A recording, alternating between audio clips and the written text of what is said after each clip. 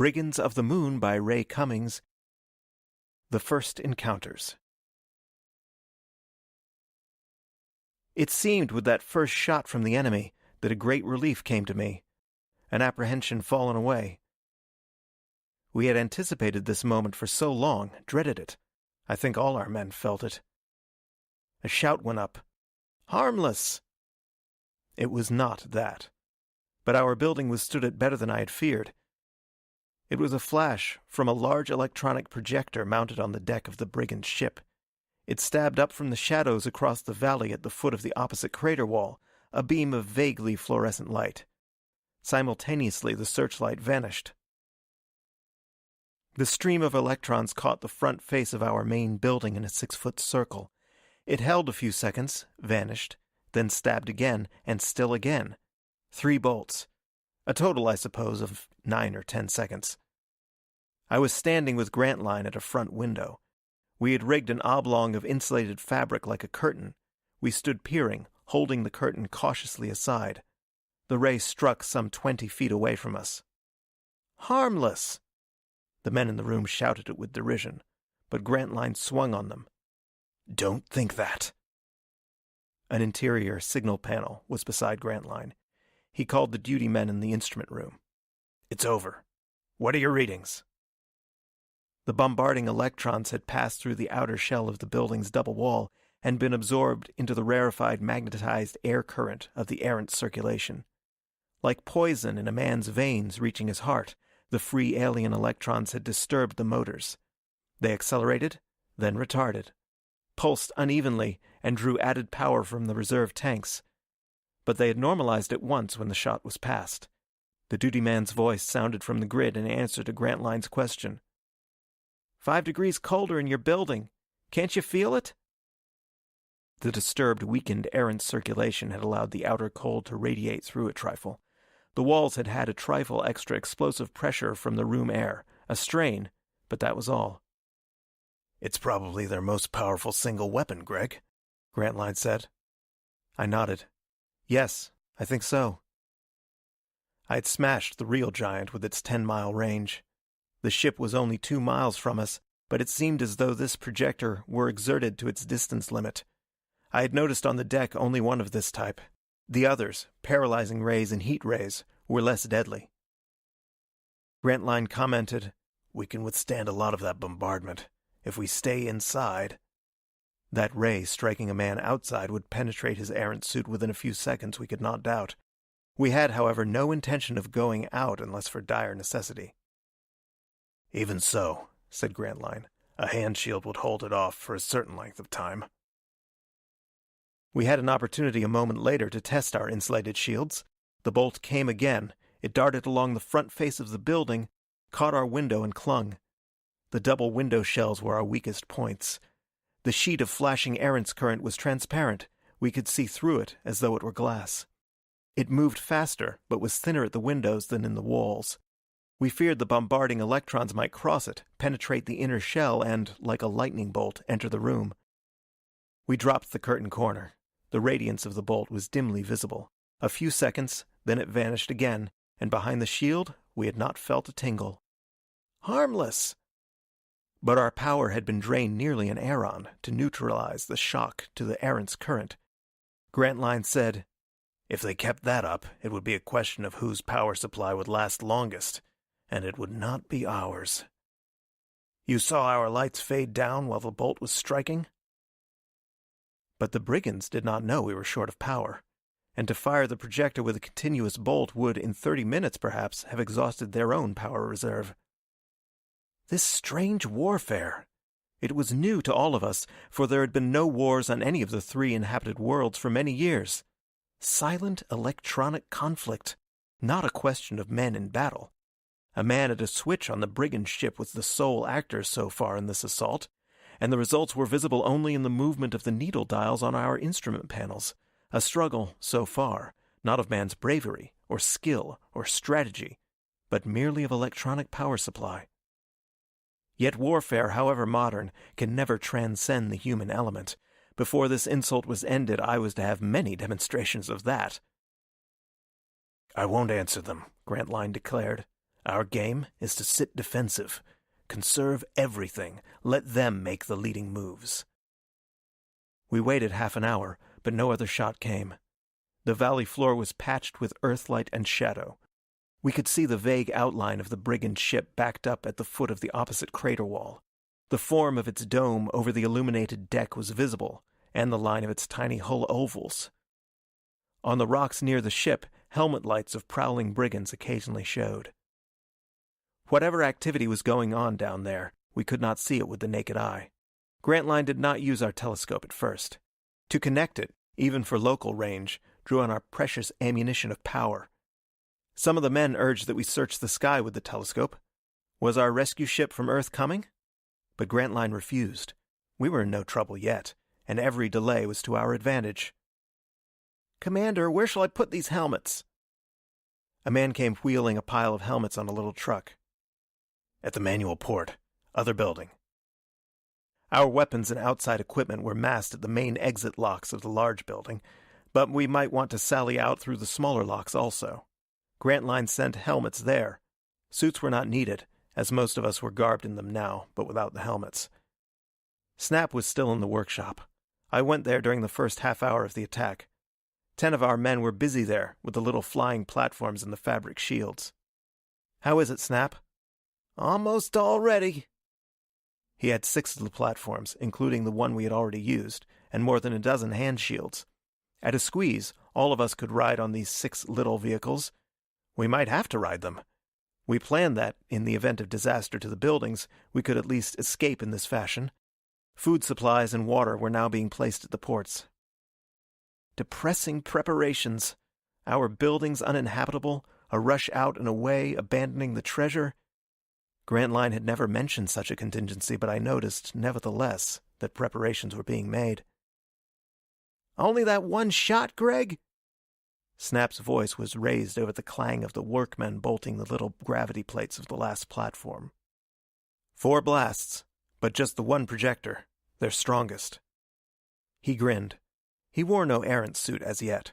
He stood in torn, grimy work trousers and a bedraggled shirt, with the inevitable red eye shade holding back his unruly hair. Around his waist was the weighted belt, and there were weights on his shoes for gravity stability. "Didn't hurt us much." "No."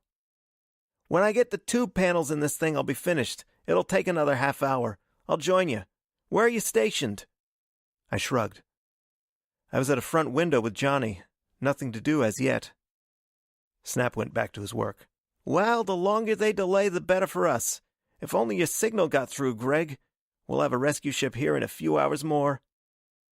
Ah, that if. I turned away. "Can't help you, Snap?" "No. Take those shields," he added to one of the men. "Take them where?" "To Grantline. The front admission port or the back. He'll tell you which." The shields were wheeled away on a little cart. I followed it. Grantline sent it to the back exit. "No other move from them yet, Johnny?" "No. All quiet." "Snap's almost finished." The brigands presently made another play. A giant heat ray beam came across the valley. It clung to our front wall for nearly a minute. Grantline got the reports from the instrument room. He laughed. "That helped rather than hurt us. Heated the outer wall. Frank took advantage of it and eased up the motors." We wondered if Miko knew that. Doubtless he did, for another interval passed and the heat ray was not used again. Then came a Z-ray. I stood at the window watching it, faint sheen of beam in the dimness. It crept with sinister deliberation along our front building wall, clung momentarily to our shielded windows, and pried with its revealing glow into Snap's workshop. "Looking us over," Grantline commented. "I hope they like what they see." I knew he did not feel the bravado that was in his tone. We had nothing but small hand weapons, heat rays, electronic projectors, and bullet projectors. All for very short-range fighting. If Miko had not known that before, he could at least make a good guess at it after the careful Z-ray inspection. With his ship down there 2 miles away, we were powerless to reach him. It seemed that Miko was now testing the use of all his mechanisms. A light flare went up from the dome peak of the ship. It rose in a slow arc over the valley and burst. For a few seconds the 2-mile circle of crags was brilliantly illumined. I stared, but I had to shield my eyes against the dazzling actinic glare, and I could see nothing. Was Miko making a Z-ray photograph of our interiors? We had no way of knowing. He was testing his short-range projectors now. With my eyes again accustomed to the normal Earthlight in the valley, I could see the stabs of little electronic beams, the Martian paralyzing rays and heat beams. They darted out like flashing swords from the rocks near the ship. Then the whole ship and the crater wall behind it seemed to shift sidewise as a Benson curve light spread its glow about the ship, with a projector curve beam coming up and touching the window through which I was peering. "Haljan, come look at these damn girls. Commander, shall I stop them? They'll kill themselves, or kill us, or smash something." We followed the man into the building's broad central corridor. Anita and Venza were riding a midget flying platform. Anita in her boyish black garb, Venza with a flowing white Venus robe. They lay on the tiny 6-foot oblong of metal, one manipulating its side shields, the other at the controls. As we arrived, the platform came sliding down the narrow confines of the corridor, lurching, barely missing a door grid projection. Up to skim the low-vaulted ceiling, then down to the floor. It sailed past our heads, rising over us as we ducked. Anita waved her hand. Grantline gasped. "By the infernal—" I shouted, "Anita, stop!" But they only waved at us, skimming down the length of the corridor, seeming to avoid a smash a dozen times by the smallest margin of chance, stopping miraculously at the further end, hanging poised in midair, wheeling, coming back, undulating up and down. Grantline clung to me. "By the gods of the airways." In spite of my astonished horror, I could not but share Grantline's obvious admiration. 3 or 4 other men were watching. The girls were amazingly skillful, no doubt of that. There was not a man among us who could have handled that gravity platform indoors, not one who would have had the brash temerity to try it. The platform landed with the grace of a hummingbird at our feet, the girls dexterously balancing so that it came to rest swiftly without the least bump. I confronted them.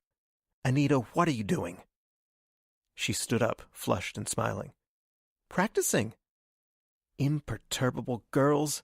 The product of their age, oblivious to the brigand attack, they were in here practicing. "What for?" I demanded. Venza's roguish eyes twinkled at me. Her hands went to her slim hips with a gesture of defiance. She asked, "Are you speaking for yourself or the commander?" I ignored her. "What for?" I reiterated. "Because we're good at it," Anita retorted. "Better than any of you men. If you should need us—" "We don't. We won't," I said shortly. "But if you should," Venza put in, "if Snap and I hadn't come for you, you wouldn't be here, Greg Haljan. I didn't notice you were so horrified to see me holding that shield up over you." It silenced me. She added, "Commander, let us alone. We won't smash anything." Grantline laughed. "I hope you won't." A warning call took us back to the front window. The brigand search beam was again being used. It swept slowly along the length of the cliff. Its circle went down the cliff steps to the valley floor and came sweeping up again. Then it went up to the observatory platform at the summit above us, then back and crept over to the ore sheds. We had no men outside if that was what the brigand wanted to determine. The search beam presently vanished. It was replaced immediately by a Z-ray, which darted at once to our treasure sheds and clung. That stung Grantline into his first action. We flung our own Z-ray down across the valley. It reached the brigand ship. This Z-ray and a searchlight were our only 2 projectors of long range. The brigand ray vanished when ours flashed on. I was with Grantline at an image grid in the instrument room. We saw the deck of the brigand ship and the blurred interior of the cabins. "Try the search beam, Frank. We don't need the other." The Z-ray went off. We gazed down our searchlight, which clung to the dome of the distant enemy vessel. We could see movement there. "The telescope," Grantline ordered.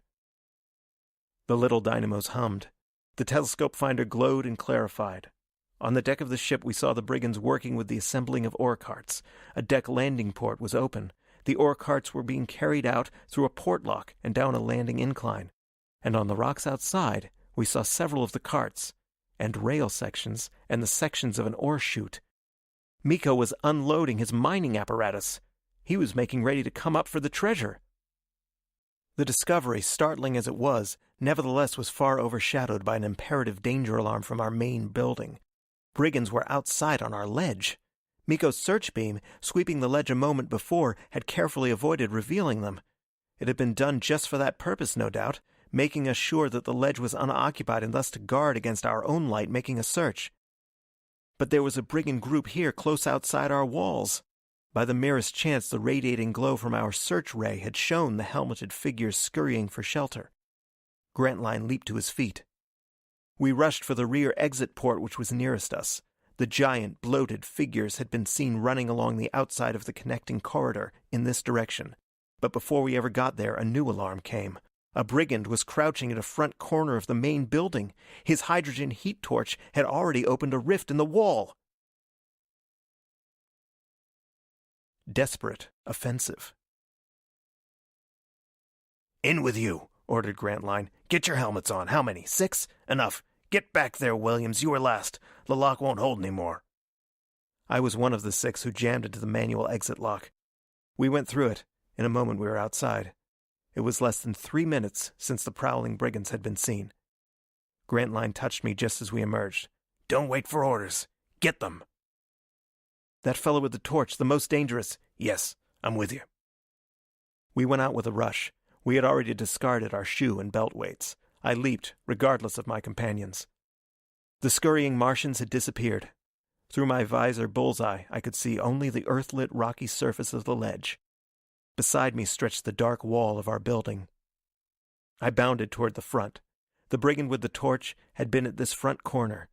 I could not see him from here. He had been crouching just around the angle. I had a tiny bullet projector, the best weapon for short-range outdoors. I was aware of Grantline close behind me. It took only a few of my giant leaps. I landed at the corner, recovered my balance, and whirled around to the front. The Martian was here, a giant misshapen lump as he crouched. His torch was a little stab of blue in the deep shadow enveloping him. Intent upon his work, he did not see me. Perhaps he thought his fellows had broken our exits by now.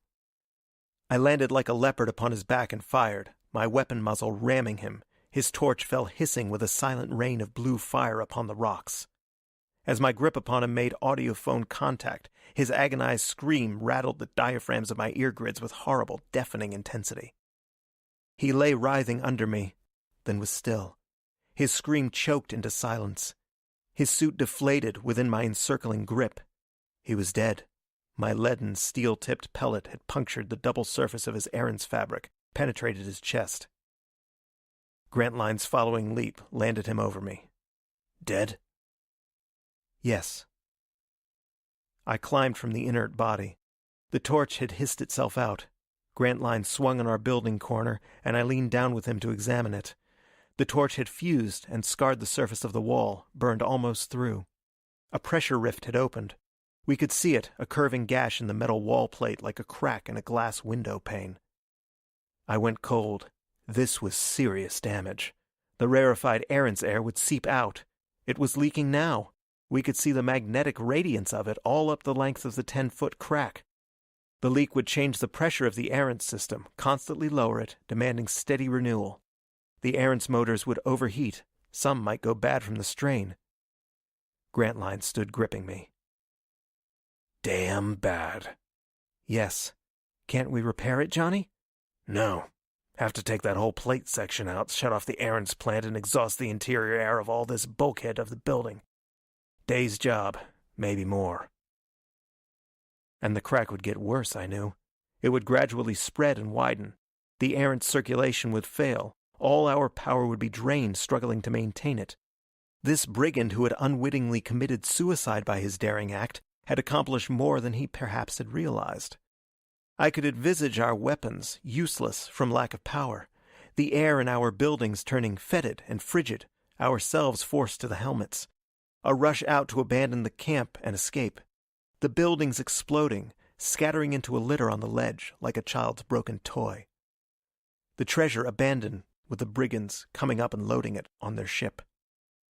Our defeat, in a few hours now, or minutes. This crack could slowly widen, or it could break suddenly at any time. Disaster, come now so abruptly upon us at the very start of the brigand attack. Grantline's voice in my audiphone broke my despairing rush of thoughts. Bad. Come on, Greg. Nothing to do here. We were aware that our other 4 men had run along the building's other side. They emerged now, with the running brigands in front of them rushing out toward the staircase on the ledge. 3 giant Martian figures in flight, with our 4 men chasing. A bullet projector spat with its queer stab of exploding power fed by the burning oxygen fumes of its artificial air chamber, one of our men firing. A brigand fell to the rocks by the brink of the ledge. The others reached the descending staircase, tumbled down it with reckless leaps. Our men turned back. Before we could join them, the enemy ship down in the valley sent up a cautious search beam which located its returning men. Then the beam swung up to the ledge, landed upon us.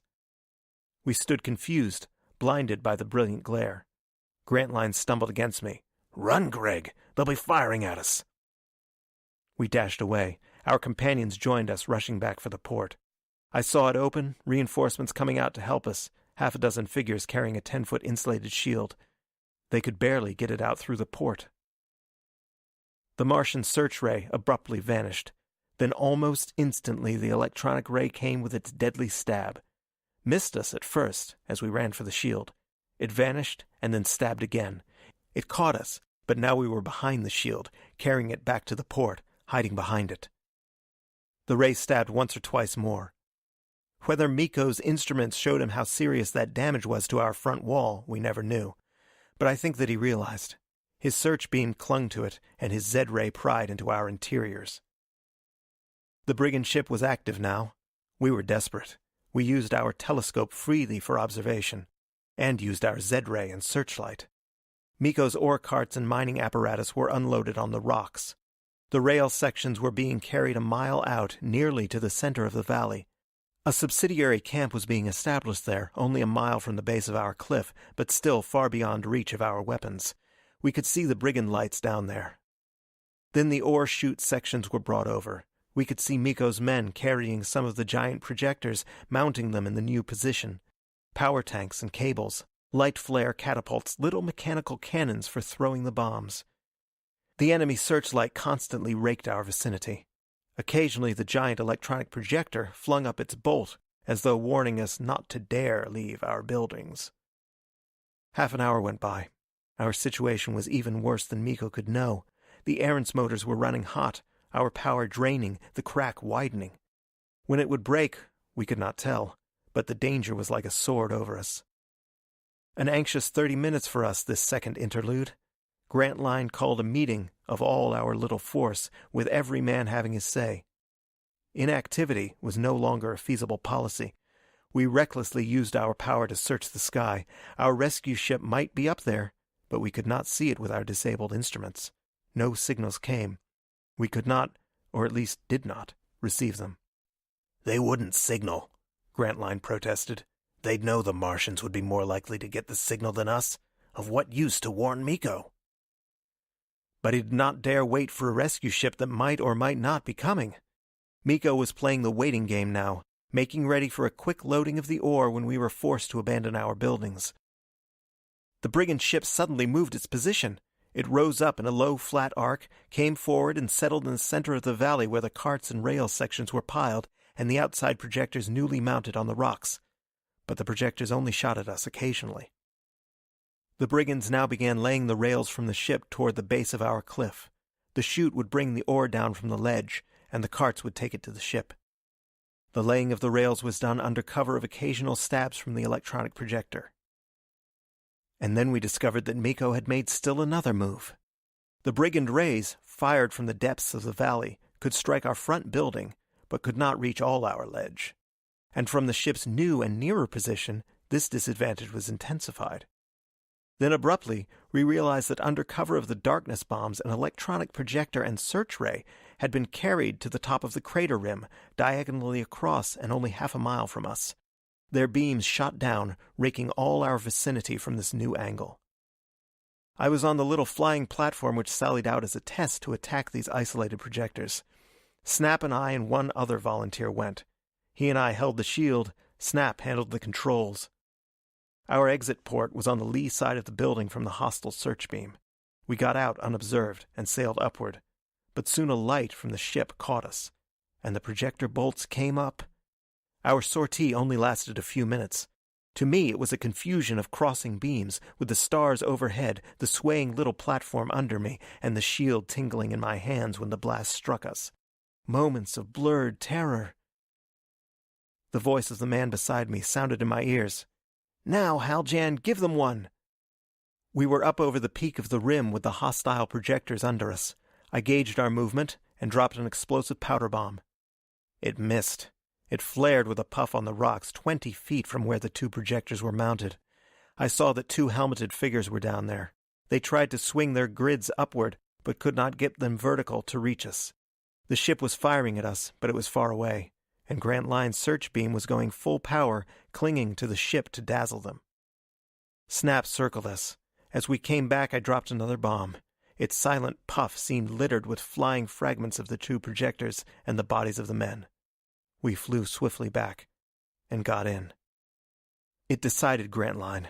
For an hour past, Snap and I had been urging our plan. To remain inactive was sure defeat now. Even if our buildings did not explode, if we thought to huddle in them, helmeted in the failing air, then Miko could readily ignore us and proceed with his loading of the treasure under our helpless gaze. He could do that now with safety, if we refused to sally out, for we could not fire our weapons through our windows. Footnote: to fire a projector through the walls or windows would at once wreck the protective Errant system. The enemy ship has pressure ports constructed for the emission of the weapon rays. Grantline's only weapons thus mounted were his search beam and Z-ray. End of footnote. To remain defensive would end inevitably in our defeat. We all knew it now. It was obvious. The waiting game was Miko's, not ours, and he was playing it. The success of our attack upon the distant isolated projectors heartened us. Yet it was a desperate offensive indeed upon which we now decided. We prepared our little expedition at the larger of the exit ports. Miko's Z-ray was watching all our interior movements. We made a brave show of activity in our workshop with abandoned ore carts, which were sorted there. We got them out, started to recondition them. It seemed to fool Miko. His Z-ray clung to the workshop, watching us, and at the distant port we gathered the little platforms, the shields, helmets, bombs, and a few hand projectors. There were 6 platforms, 3 of us upon each. It left 4 people to remain indoors. I need not describe the emotion with which Snap and I listened to Venza and Anita pleading to be allowed to accompany us. They urged it upon Grantline, and we took no part. It was too important a decision. The treasure, the life or death of all these men, hung now upon the fate of our venture. Snap and I could not intrude our personal feelings. And the girls won. Both were undeniably more skillful at handling the midget platforms than any of us men. 2 of the 6 platforms could be guided by them. That was a third of our little force. And of what use to go out and be defeated, leaving the girls here to meet death almost immediately afterward? We gathered at the port. A last-minute change made Grantline order 6 of his men to remain guarding the buildings. The instruments, the Errant system, all the appliances had to be attended. It left 4 platforms, each with 3 men, with Grantline at the controls of one of them, and upon the other 2 of the 6, Venza rode with Snap, and I with Anita. We crouched in the shadows outside the port. So small an army sallying out to bomb this enemy vessel or be killed in the attempt. Only 16 of us, and 30 or so brigands. I envisaged then this tiny moon crater, the scene of this battle we were waging. Struggling humans, desperately trying to kill. Alone here on this globe, around us the wide reaches of lunar desolation. In all this world, every human being was gathered here, struggling to kill. Anita drew me down to the platform. "Ready, Greg." The others were rising. We lifted, moved slowly out and away from the protective shadows of the building. In a tiny queue, the 6 little platforms sailed out over the valley toward the brigand ship. The battle in the crater. Grantline led us. We held about level. 500 feet beneath us, the brigand ship lay cradled on the rocks. When it was still a mile away from us, I could see all its outline fairly clearly in the dimness. Its tiny hull windows were now dark, but the blurred shape of the hull was visible, and above it the rounded cap of dome, with a dim radiance beneath it. We followed Grantline's platform. It was rising, drawing the others after it like a tail. I touched Anita where she lay beside me, with her head half in the small hooded control bank. "Going too high." She nodded, but followed the line nevertheless. It was Grantline's command. I lay crouched, holding the inner tips of the flexible side shields. The bottom of the platform was covered with the insulated fabric. There were 2 side shields. They extended upward some 2 feet, flexible so that I could hold them out to see over them, or draw them up and in to cover us. They afforded a measure of protection against the hostile rays, though just how much we were not sure. With the platform level, a bolt from beneath could not harm us unless it continued for a considerable time. But the platform, except upon direct flight, was seldom level, for it was a frail, unstable little vehicle. To handle it was more than a question of the controls. We balanced and helped to guide it, with the movement of our bodies, shifting our weight sidewise or back or forward to make it dip as the controls altered the gravity pull in its tiny plate sections. Like a bird, wheeling, soaring, swooping. To me, it was a precarious business. But now we were in straight flight diagonally upward. The outline of the brigand ship came under us. I crouched tense, breathless. Every moment it seemed that the brigands must discover us and loose their bolts. They may have seen us for some moments before they fired. I peered over the side shield down at our mark, then up ahead to get Grantline's firing signal. It seemed long delayed. We were almost over the ship. An added glow down there must have warned Grantline that a shot was coming. The tiny red light flared bright on his platform. I hissed on our Benson curve light radiance. We had been dark, but a soft glow now enveloped us. Its sheen went down to the ship to reveal us. But its curving path showed us falsely placed. I saw the little line of platforms ahead of us seem to move suddenly sidewise. It was everyone for himself now. None of us could tell where the other platforms actually were placed or headed. Anita swooped us sharply down to avoid a possible collision. "Greg?" "Yes, I'm aiming." I was making ready to drop the little explosive globe bomb. Our searchlight ray at the camp, answering Grantline's signal, shot down and bathed the ship in a white glare, revealing it for our aim. Simultaneously, the brigand bolts came up at us. I held my bomb out over the shield, calculating the angle to throw it down. The brigand rays flashed around me. They were horribly close. Miko had understood our sudden visible shift and aimed, not where we appeared to be, but where we had been a moment before. I dropped my bomb hastily at the glowing white ship. The touch of a hostile ray would have exploded it in my hand. I could see its blue sizzling fuse as it fell. I saw the others also dropping from our nearby platforms. The explosions from them merged in a confusion of the white glare and a cloud of black light mist as the brigands out on the rocks used their occulting darkness bombs. We swept past in a blur of leaping, hostile beams. Silent battle of lights! Darkness bombs down at the ship struggling to bar our camp search ray. The Benson radiance rays from our passing platforms curving down to mingle with the confusion.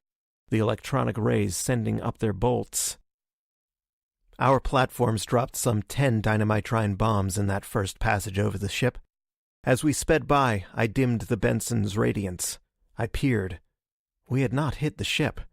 Or if we had, the damage was inconclusive. But on the rocks I could see a pile of ore carts scattered, broken wreckage in which the litter of 2 or 3 projectors seemed strewn.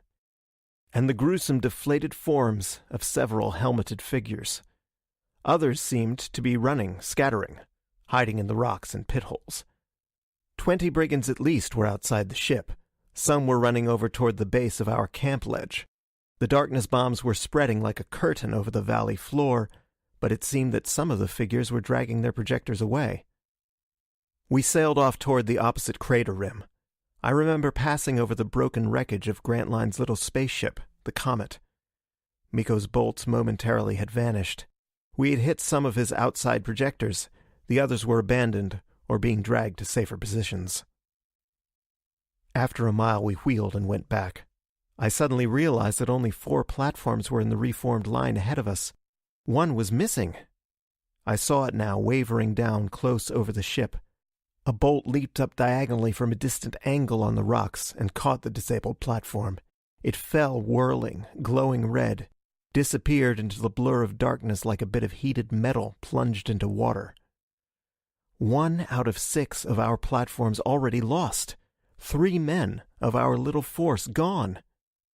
But Grantline led us desperately back. Anita caught his signal to break our line. The 5 platforms scattered, dipping and wheeling like frightened birds, blurring shapes, shifting unnaturally in flight as the Benson curve angles were altered. Anita now took our platform in a long swoop downward. Her tense, murmured voice sounded in my ears. "Hold off. I'll take us low." A melee. Passing platform shapes, the darting bolts crossing like ancient rapiers. Falling blue points of fuse lights as we threw our bombs. Down in a swoop, then rising, away, and then back. This silent warfare of lights. It seemed that around me must be bursting a pandemonium of sound, yet I heard nothing. Silent, blurred melee, infinitely frightening. A bolt struck us, clung for an instant, but we weathered it. The light was blinding. Through my gloves I could feel the tingle of the overcharged shield as it caught and absorbed the hostile bombardment. Under me, the platform seemed heated. My little Errant's motors ran with ragged pulse. I got too much oxygen. My head roared with it. Spots danced before my closed eyes. Then not enough oxygen. I was dully smothering. Then the bolt was gone. I found us soaring upward, horribly tilted. I shifted over. "Anita! Anita, dear!" "Yes, Greg. All right." The melee went on. The brigand ship and all its vicinity was enveloped in darkness mist now, a turgid sable curtain made more dense by the dissipating heavy fumes of our exploding bombs which settled low over the ship and the rocks nearby. The searchlight from our camp strove futilely to penetrate the cloud. Our platforms were separated. One went by high over us. I saw another dart close beneath my shield. "God, Anita!" "Too close. I did not mean that. I didn't see it." Almost a collision. "Oh, Greg, haven't we broken the ship's dome yet?" It seemed not. I had dropped nearly all my bombs. This could not go on much longer. Had it been only 5 minutes? Only that? Reason told me so, yet it seemed an eternity of horror. Another swoop. My last bomb. Anita had brought us into position to fling it. But I could not. A bolt stabbed up from the gloom and caught us. We huddled, pulling the shields up and over us. Blurred darkness again. Too much to the side now. I had to wait while Anita swung us back. Then we seemed too high. We swooped, but not too low. Down in the darkness mist we would immediately have lost direction and crashed. I waited with my last bomb. The other platforms were occasionally dropping them. I had been too hasty, too prodigal. Had we broken the ship's dome with a direct hit? It seemed not. The brigands were occasionally sending up catapulted light flares. They came from positions on the rocks outside the ship. They mounted in lazy curves and burst over us. The concealing darkness, broken only by the flares of our explosions, enveloped the enemy. Our camp searchlight was still struggling with it. But overhead, where the few little platforms were circling and swooping, the flares gave an almost continuous glare. It was dazzling, blinding. Even through the smoked pane which I adjusted to my visor, I could not stand it. But there were thoughts of comparative dimness. In a patch where the earthlight struck through the darkness of the rocks, I saw another of our fallen platforms, Snap and Venza. Dear God. It was not they, but 3 figures of our men. One was dead, 2 had survived the fall. They stood up, staggering, and in that instant, before the turgid black curtain closed over them, I saw 2 brigands come rushing. Their hand projectors stabbed at close range. Our men crumpled and fell. And now I saw why probably we had never yet hit the ship. Its outline was revealed. "Now, Greg, can you fling it from here?" We were in position again. I flung my last missile, watched its light as it dropped. On the dome roof, 2 of Miko's men were crouching. My bomb was truly aimed, perhaps one of the few in all our bombardment which would have landed directly on the dome roof. But the waiting marksmen fired at it with short-range heat projectors and exploded it harmlessly while it was still above them. We swung up and away. I saw high above us Grantline's platform, recognizing its red signal light. There seemed a lull. The enemy fire had died down to only a very occasional bolt. In the confusion of my whirling impressions, I wondered if Miko were in distress. Not that. We had not hit his ship. Perhaps we had done little damage indeed. It was we who were in distress. 2 of our platforms had fallen, 2 out of 6, or more of which I did not know. I saw one rising off to the side of us. Grantline was over us. Well, we were at least 3, and then I saw the 4th. "Grantline is calling us up, Greg." "Yes." Grantline's signal light was summoning us from the attack. He was 1,000 or 2,000 feet above. I was suddenly shocked with horror. The search ray from our camp abruptly vanished. Anita wheeled us to face the distant ledge. The camp light showed, and over one of the buildings was a distress light. Had the crack in our front wall broken, threatening explosion of all the buildings? The wild thought swept me. But it was not that. I could see light stabs from the cliff outside the main building.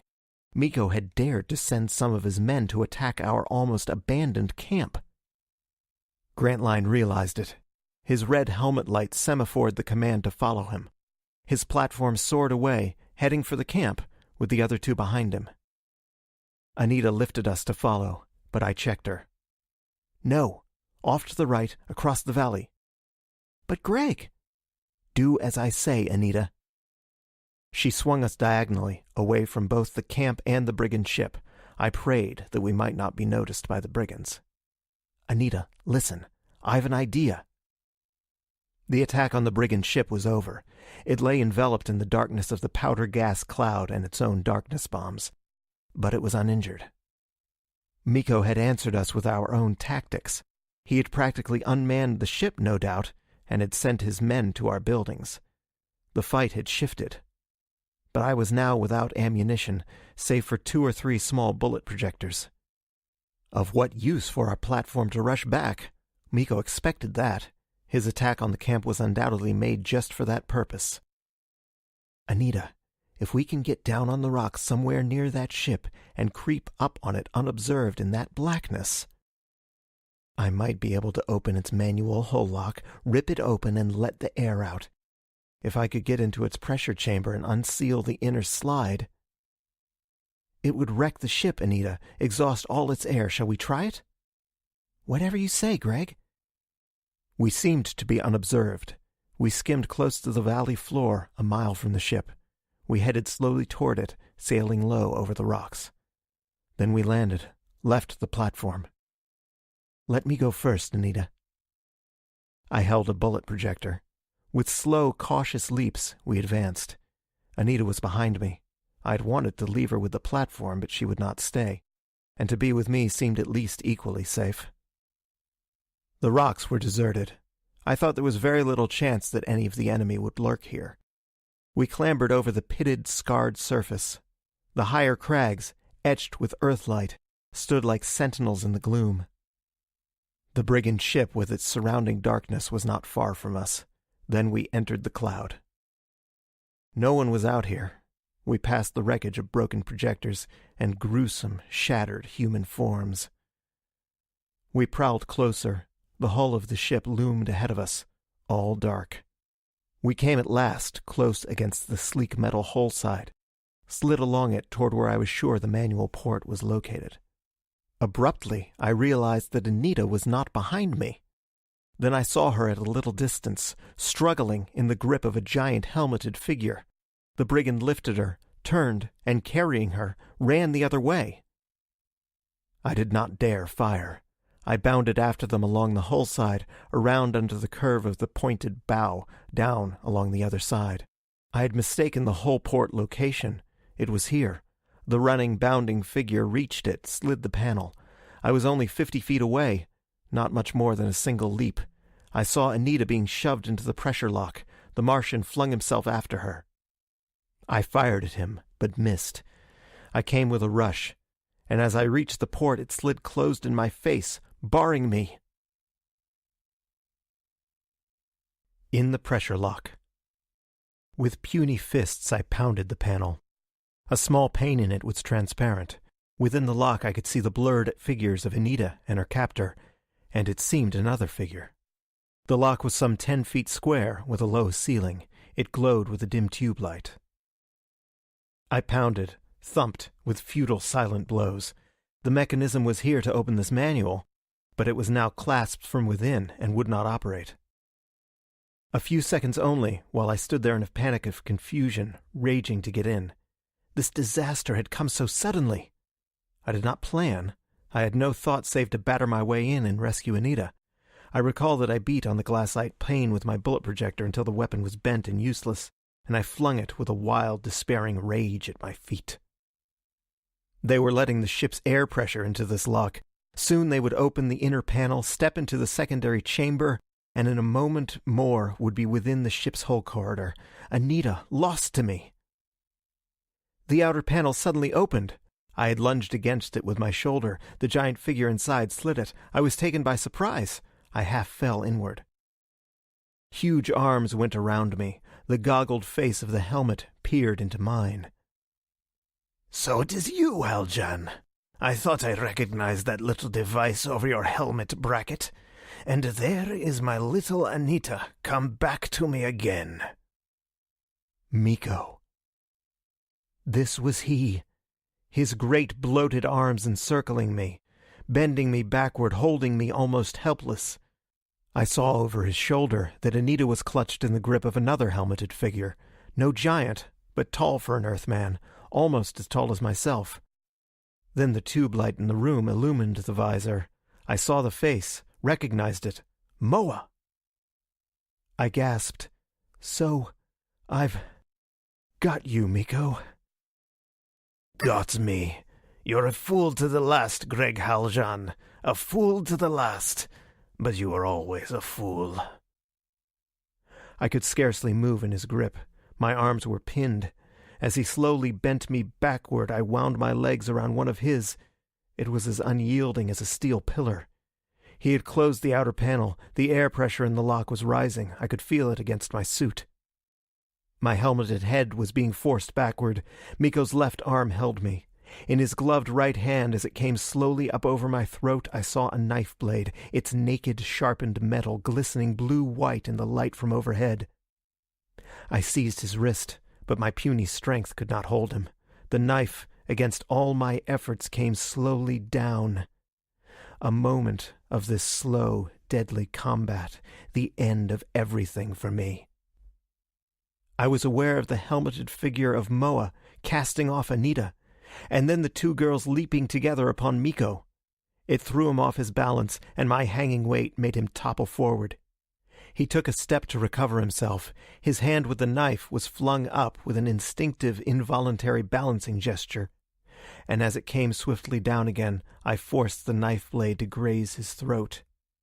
Its point caught in the fabric of his suit. His startled oath jangled in my ears. The girls were clawing at him. We were all four scrambling, swaying.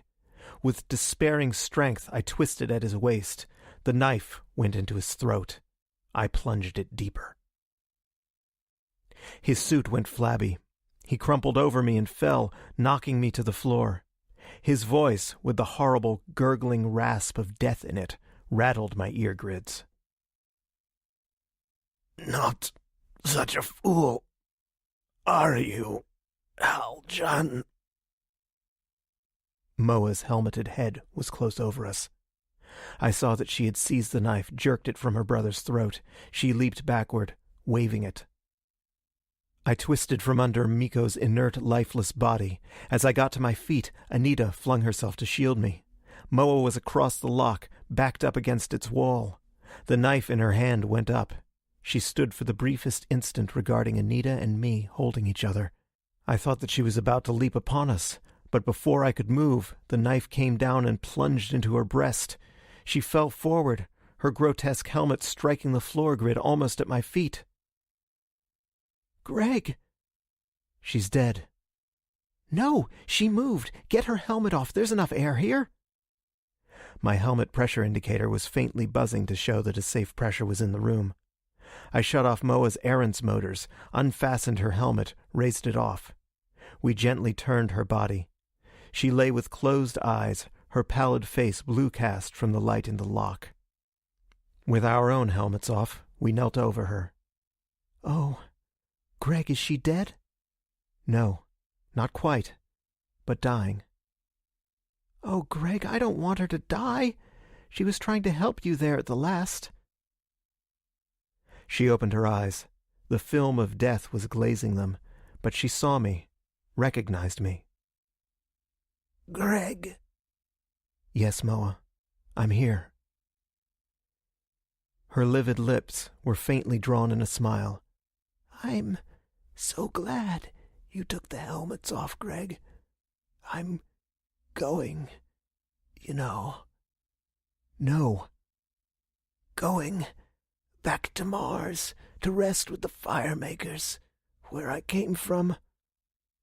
I was thinking maybe you would kiss me, Greg." Anita gently pushed me down. I pressed the white, faintly smiling lips with mine. She sighed, and it ended with a rattle in her throat. "Thank you, Greg. Closer. I can't talk so loudly." One of her gloved hands struggled to touch me, but she had no strength and it fell back. Her words were the faintest of whispers.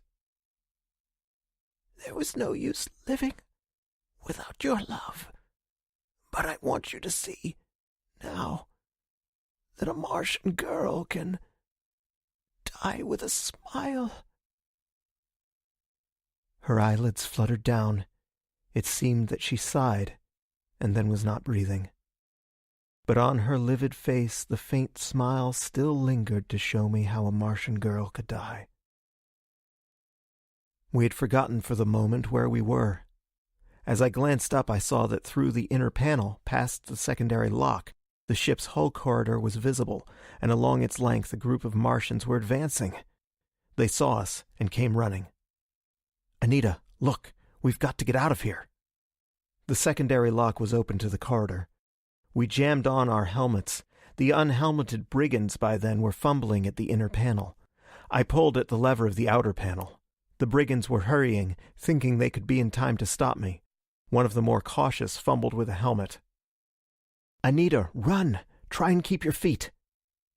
I slid the outer panel and pushed at Anita. Simultaneously, the brigands opened the inner port. The air came with a tempestuous rush. A blast through the inner port, through the little pressure lock, a wild rush out to the airless moon. All the air in the ship madly rushing to escape. Like feathers we were blown with it. I recall an impression of the hurtling brigand figures and swift-flying rocks under me. A silent crash as I struck. Then soundless, empty blackness. Triumph. "Is he conscious? We'd better take him back, get his helmet off." "It's over. We can get back now. Venza, dear, we've won. It's over." "He hears us. Greg! He hears us. He's all right." I opened my eyes. I lay on the rocks. Over my helmet, other helmets were peering, and faint, familiar voices mingled with the roaring in my ears. "Back to the camp and get his helmet off." "Are his motors smooth? Keep them right, Snap. He must have good air." I seemed unhurt. But Anita... She was here. "Greg, dear one!" Anita, safe. All four of us here on the earth-lit rocks close outside the brigand ship. "Anita." She held me, lifted me. I was uninjured. I could stand. I staggered up and stood swaying. The brigand ship 100 feet away loomed dark and silent, a lifeless bulk already empty of air drained in that mad blast outward. Like the wreck of the Planetara, a dead, pulseless hulk already. We four stood together, triumphant. The battle was over. The brigands were worsted, almost the last man of them dead or dying. No more than 10 or 15 had been available for that final assault upon the camp buildings. Miko's last strategy. I think perhaps he had intended, with his few remaining men, to take the ship and make away, deserting his fellows. All on the ship, caught unhelmeted by the explosion, were dead long since. I stood listening to Snap's triumphant account. It had not been difficult for the flying platforms to hunt down the attacking brigands on the open rocks. We had only lost one more platform. Human hearts beat sometimes with very selfish emotions. It was a triumphant ending for us, and we hardly gave a thought that half of Grantline's little group had perished. We huddled on Snap's platform. It rose, lurching drunkenly, barely carrying us. And as we headed for the Grantline buildings, where still the rift in the wall had not quite broken, there came the final triumph. Miko had been aware of it, and knew he had lost. Grantline's searchlight leaped upward, swept the sky, caught its sought-for object, a huge silver cylinder, bathed brightly in the white search-beam glare. The police ship from Earth. My exit. My narrative lies now in this permanently recorded form before you, and I prepare my exit bow with the humble hope that I may have given you pleasure. If so, I do beg you to tell me of it. There are some who have already flashed their approval of my discs. I thank them most earnestly and gratefully. My errors of recording unquestionably are many, and for them I ask your indulgence. There have been, I can readily see, errors of omission. I have not mentioned, for instance, the final rescue of the Planetara's marooned passengers on the asteroid. You will bear with me, since the disk space has its technical limitations, that such omissions have been unavoidable.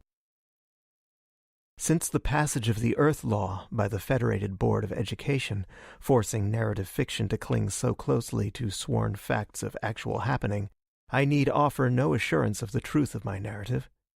My witnesses have filled their corroborating declarations. Indeed, the Planetara's wreck and the brigands' attack upon the moon treasure were given the widest newscasters' publicity, as you all know. Yet I, who was unwittingly involved in those stirring events, may have added a more personal note, making the scenes more vivid to your imagination. I have tried to do that. I do hope that in some measure you will think I have succeeded. There are many foolish girls now who say that they would like to know Greg Haljan. They doubtless would be very disappointed. I really crave no more publicity. And the girls of all the universe have no charm for me. There is only one for me, an Earth girl. I think that life has very beautifully endowed me with its blessings.